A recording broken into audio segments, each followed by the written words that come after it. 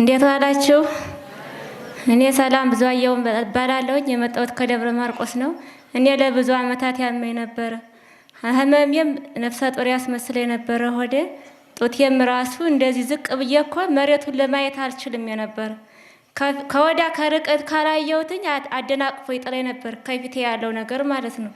ከዛም በመቀጠል ሆዴ ስቀመጥ ራሱን ችሎ መሬት ነበር የሚቀመጠው፣ ከትልቅነቱ የተነሳ ማለት ነው። በመተኛ ሰዓት ራሱ ብቻውን ይሆናል። እኔ ራሴን ብቻዬን ነው፣ ሰው ነው የሚያገለባብጠኝ። በራሴ መንቀሳቀስ አልችልም።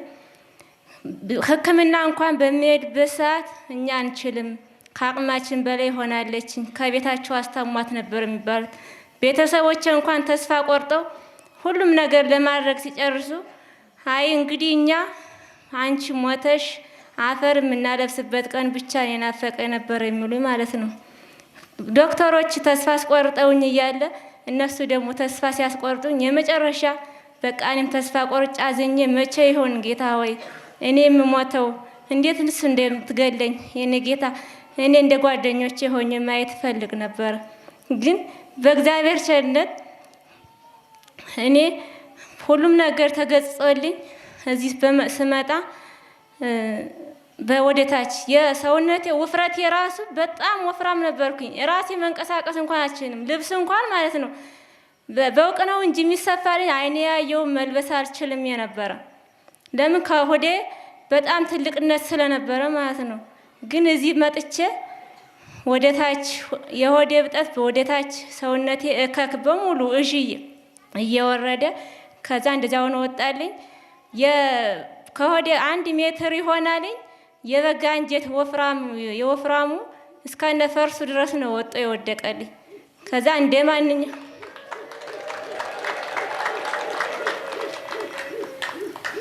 እንደማንኛውም ሰው አሁን ድኜ ተፈውሼ እገኛለሁ። በዚያን ሰዓት እስከ ሳምንት ባለው ይችን ሴትዮ ጠብቋትኝ ትታችኋት እንዳትሄዱ ትሞታለች ነበር ሲሉኝ ነበር።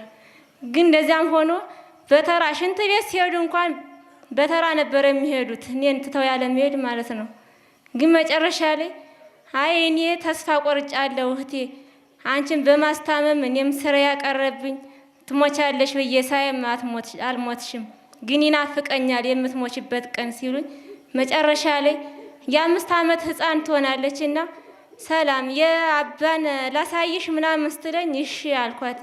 ውሃ እንኳን በማንኪያ ነበር ባፌ የሚያደርጉልኝ። ምግብ መብላት አልችልም፣ ውሃ ብቻ ጠብ ያደርጉልኛል በማንኪያ ማለት ነው። ግን በዚያን ሰዓት የአባን መዝሙር ስታሳየኝ የምትሄዱ ሁሉ ወደ ኢየሩሳሌም የሚል ነበር መጀመሪያ ላይ ያየሁት መዝሙር ማለት ነው። ግን ራሴ ተነስቼ ተቀመጥኩ በዚያን ሰዓት ማለት ነው።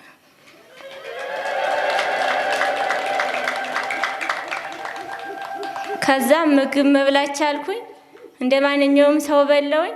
በጎን መኝታ አልችልም፣ አላውቅም የነበረ እንዴት እንደሆነ የሽሮ ቃና የዳቦ ምናምን እንዴት እንደሆነ አላውቅም ነበር። ግን እዚህ ከመጣውኝ በጎን የመተኛት ቻልኩኝ፣ ሽሮ እንዴት እንደሆነ መብላት ቻልኩኝ፣ ሁሉ ነገር መመገብ ቻልኩኝ እዚህ ከመጣው ነው። ከዛ እናቴም ራሱ እንደዚህ ታማ ጸጉሯ አንድ ጸጉር የለባትም ነበር፣ የፊቷና የራሷ አንድ ነበረ ጸጉር ስለሌላት ማለት ነው። ሁልጊዜም ትጮኻለች፣ ታለቅሳለች።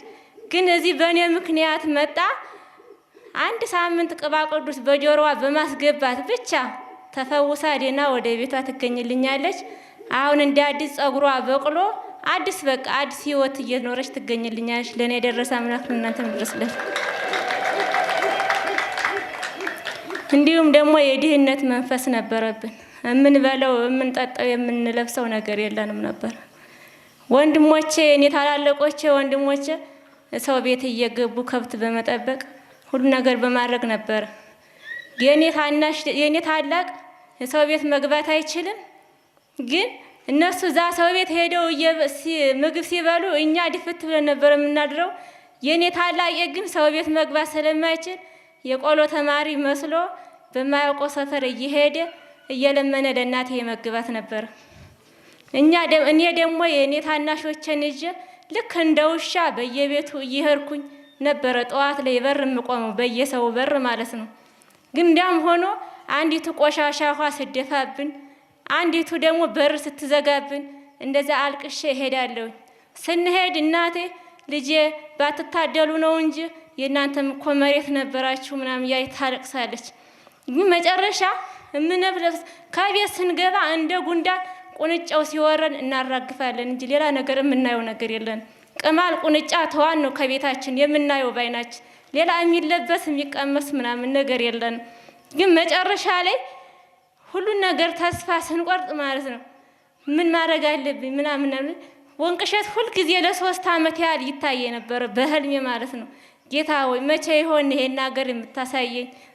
ያን ይሄን ነገር ሳታሳይ እንዳትገለኝ ምናምን ብሎ ነበር። ግን እግዚአብሔር ይመስገን ድህነቱ ሁሉ ተቀርፎል። በፊት የተደረገው ስሜ ደረቅ ነበር የምባለው። አንቺ ጎደሎ፣ አንቺ ደረቅ፣ አንቺ ድለቢስ፣ አንቺ ስትወለጅ ሀብታችን ጠፋ፣ የምንበለው የምንጠጣው አጣው እያልኩ ነበር የምጠራው ሁሌም ማለት ነው። እኔ አንቺን ስወልሽ እንኳን ሽሮ እንኳን አጥቼ የውሃ የሚሰጠኝ እንኳን አሰማጣ ድረስ እኔ በደረቁን ተነስቼ የተነሳሁኝ ደረቅ ትለኝ ነበረ እናቴ እስከ ብዙ ቀን ድረስ ማለት ነው። እኔ እዚህ ስመጣ ነው ስሜ የተቀየረልኝ ወንቅሸትን በመድረገጤ ማለት ነው።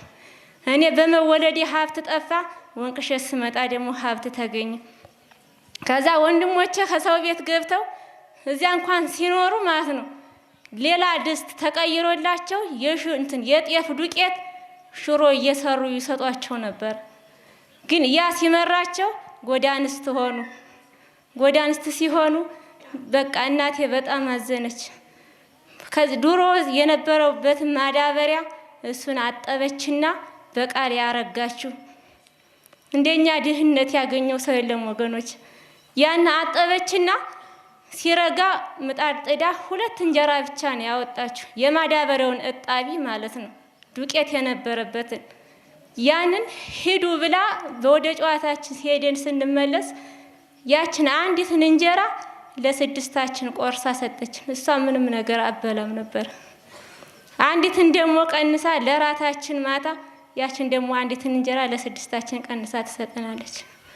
ከዛ እንደዛም ሆነ እኔ ደግሞ ልጅ በማዘል ከነጋ በየሰፈሩ እየወርኩ ህፃን ልጅ ነበር ማዝለው ለሆዴ ብዬ ማለት ነው። እንዲያም ሆኜ እስክጠግብ አይሰጡኝም የነበረ። ትንሽ ትሰጠኛለች ሳልቀምስ ይሻለኛል፣ ከቀመስኩ በኋላ በጣም ይርበኛል። ግን መጨረሻ እኔ ሲብስብኝ ልጅቷ አልነሳልኝ ስትል እቆነጥጣታለሁ እንድትነሳልኝ ማለት ነው። ለምን እሷን አውርጄ ደግሞ ከዚያችኛይቱ ሄጄ እንዲበላ ማለት ነው። ግን ያ ሁሉ አልፎ ልብስ እንኳን የምንለብሰው አጠን ኩንታሉ የእናቴ ያጠበችውን ኩንታል እሱን ሲደርቅ አነሳና ማታ በዛ ውስጥ እንገባለን። ስንተኛ እንኳን እንዳይሾልክብን ከአንገታችን ላይ ነበረ አስረ ነው የምናድረው የምንለብሰው ስለሌለን ማለት ነው። እስከዚህ ድረስ ነበረ የኛ ድህነት። ግን ዛሬ እኔ ወንቅሸት በመምጣቴ ሁሉ ነገር መሬቱ እኔ እዚህ ስመጣ ሲታረስ በማረሻው ነበረ ስሩ ሁሉ እየተፈነቀለ የወጣ የተቀበረው ማለት ነው። እሱ ወጣልን። አሁን እንደማንኛውም ሰው ሀብት አግኝተናል። እንደማንኛውም ሰው ልብስ እንለብሳለን፣ እንበላለን፣ እንጠጣለን። ቤታችን ራሱ በ10 ባላ ነበረ ተይዞ የሚኖር ከድህነታችን የተነሳ ምን ሰራበት እንኳን ስለሌለ። ግን ዛሬ ወንድሞች ሰው ሆነው ባለ ሀብት ሆነው ባለ ሆቴል ሆነው ባለ መኪና ናቸው። ባጃጅ አለ። እነሱ እንደገና ተቀጥረው ሲሰሩ የነበሩት ዛሬ ሰው ቀጥረው እንደማንኛውም ሰው ባለ ሀብት ሆነው ይገኙልኛል። ከሁሉ ነገር እዚህ ደርሰናል። በአባታችንን ባና ጸሎት ለኔ የተደረገ ለእናንተ የሚደረግላችሁ ስላዳመጣችሁኝ አመሰግናለሁ።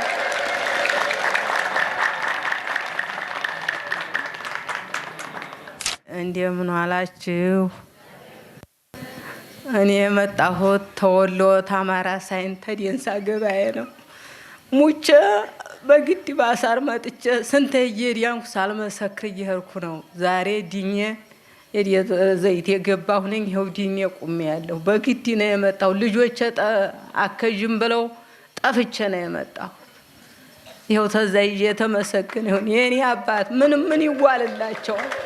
ምን አረግላቸዋለሁ? ማሜ ኪንታሮት የዛር በሽታ 2 አይነት ሆኖ አልችለው ብዬ ተረትቼ አብቅቼ ነበር።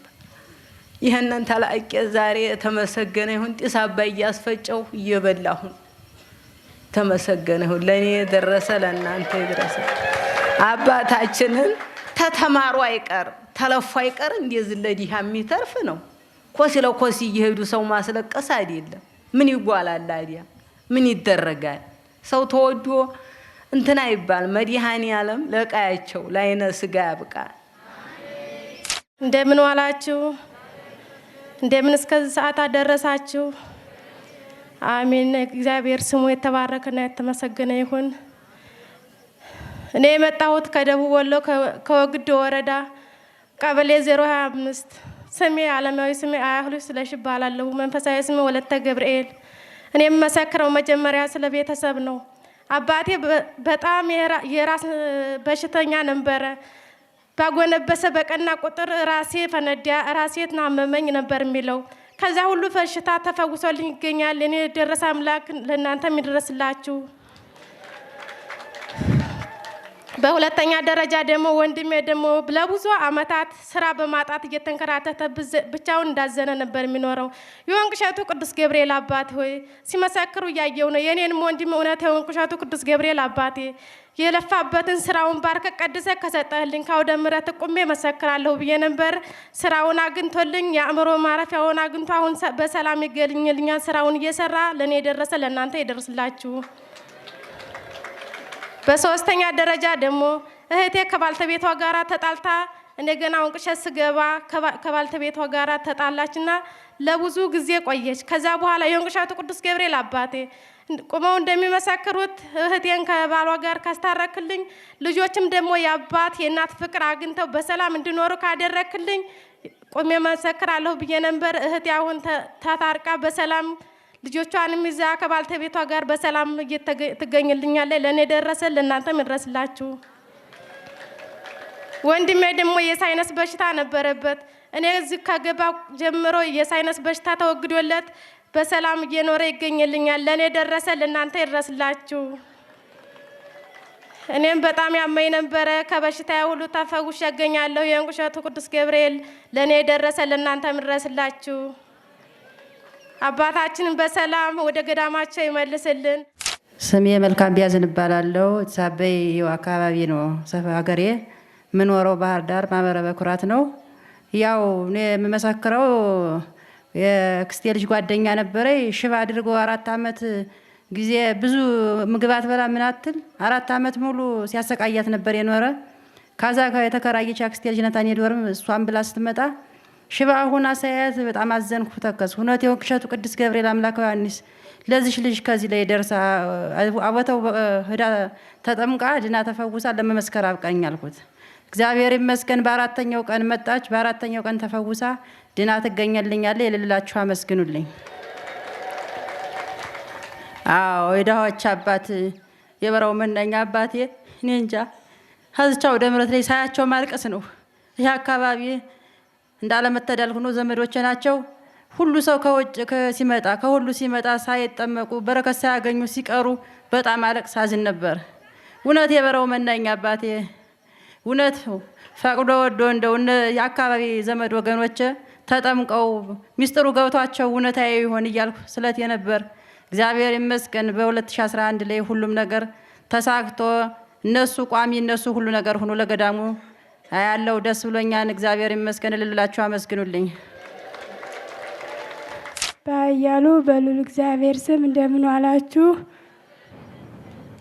እግዚአብሔር ይመስገን። እኔ በጣም ኃጢአተኛ ነኝ። እግዚአብሔር ግን እንደ ቸርነቱ እዚህ የማይገባኝ ቦታ ላይ እግዚአብሔር እንደ ቸርነቱ አቁሞኛል። እግዚአብሔር ይመስገን። እኔ የመጣሁት ከሳንጃ ወረዳ ነው።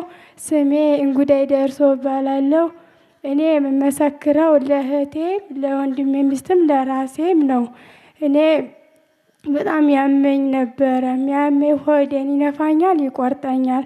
አሁን ግን እግዚአብሔር ይመስገን የሳሙና አራፋ እየመሰለ ጸበል በመጠጣት እምነቱን በመቀባት ድኜ እገኛለሁ። ልላችሁ አመስግኑልኝ። ሲቀጥል ደግሞ የወንድሜ ሚስት እንደዚህ ልትወልድ ሆስፒታል ሄዳ ሀዛ በጣም ታመመች ተባልኩኝ። አይዟችሁ የወንቅ እሸቱ ቅዱስ ገብርኤል አባታችንን ባና ጸሎት ለዓለም መብራት አባታችንን ባና ጸሎት አያሳፍሩንም።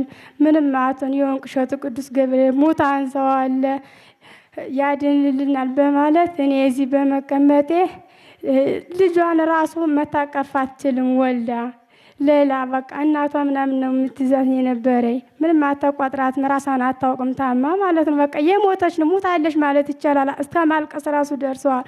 እና ግን እግዚአብሔር ይመስገን እኔ እዚህ በመቀመጤ የሙታን ሰው የወንቅ እሸቱ ቅዱስ ገብርኤል አባታችንን ባና ጸሎት ዛሬ ድና ተገኝታ ልጇን እያሳደገች ትገኝልኛለች።